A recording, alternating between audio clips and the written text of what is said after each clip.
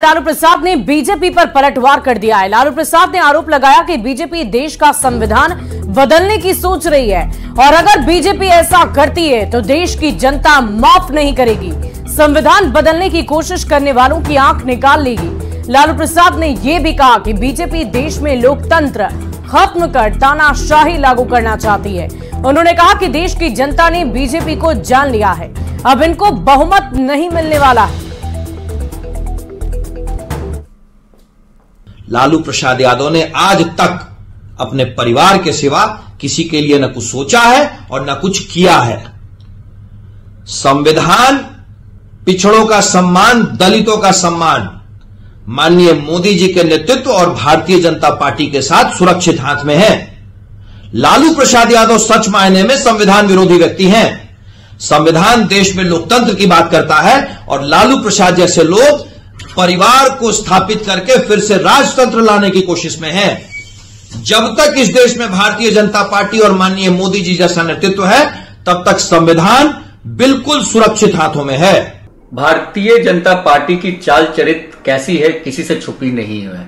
बड़का जुमला पार्टी, बड़का झुट्टा पार्टी सिर्फ देश में सामाजिक समरसता को बिगाड़ने के अलावा कुछ की नहीं है आज तक। उनके सांसद विधायक अनर्गल बातें कर रहे हैं कि संविधान बदल लेंगे, लेकिन सच तो यह है कि बीजेपी को पता है कि 2024 में उनकी सत्ता खिसक रही है और इसीलिए अनर्गल बातें, 400 पार की बातें कर रहे हैं। बिल्कुल माननीय लालू प्रसाद यादव की बातों से मैं सहमत हूं। बहुत एक्सपीरियंस आदमी है, वो जानते हैं कि उनका अनुभव क्या है। बिल्कुल संविधान के तहत लोकतंत्र है और लोकतंत्र में चुनाव लड़ना और सरकार का काम करना भी दायित्व है।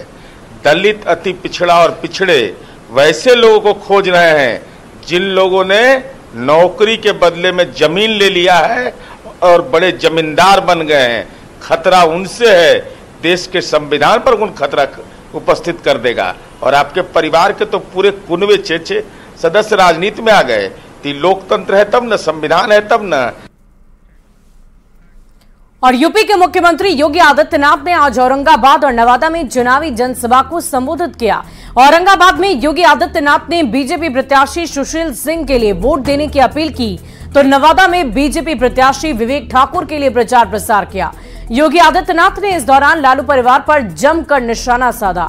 योगी आदित्यनाथ ने कहा कि लालू प्रसाद परिवार से आगे कुछ भी नहीं सोच पाते, टिकट भी परिवार को, आरक्षण का लाभ भी परिवार को ही देते हैं।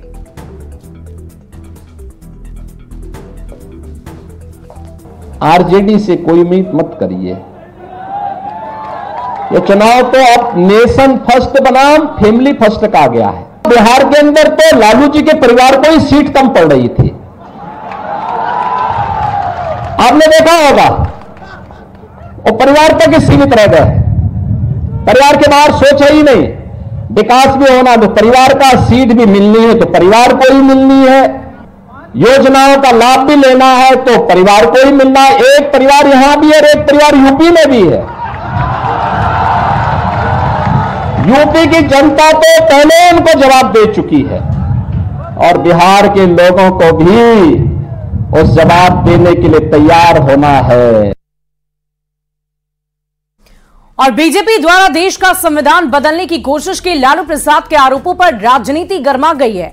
लालू प्रसाद पर जेडीयू सांसद संजय झा ने पलटवार कर दिया है और कहा है कि नीतीश कुमार ने जातीय जनगणना कराकर आरक्षण का दायरा और भी ज्यादा बढ़ा दिया है और संविधान जैसे है वैसे ही रहेगा, इसको कोई भी नहीं छू सकता।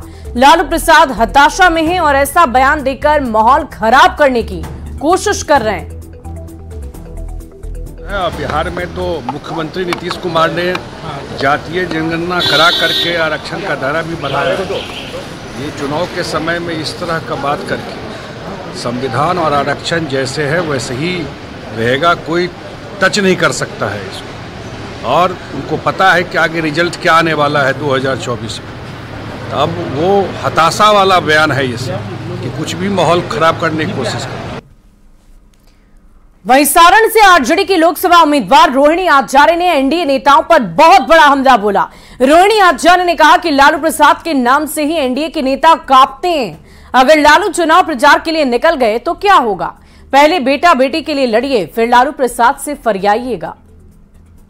निकले जब लालू जी के नाम से ही इतना वो लोग थर थर कांप रहे हैं। जब लालू जी एक दिन निकलेंगे ना, सबका एकदम मिट्टी गुल हो जाएगा।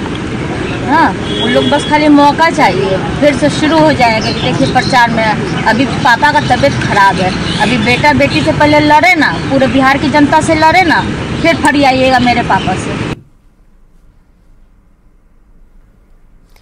तो आपने सुना रोहिणी आचार्य ने क्या कुछ कहा। उन्होंने कहा कि पहले बेटा और बेटी जो इस वक्त चुनावी रणभूमि में है उससे एनडीए के नेता लड़ ले, फिर उनके पिता से आगे की लड़ाई लड़ी जाएगी। लेकिन ये बयानबाजी का दौर आगामी लोकसभा चुनाव से पहले लगातार जारी है। बढ़ते अगली खबर की ओर। खगड़िया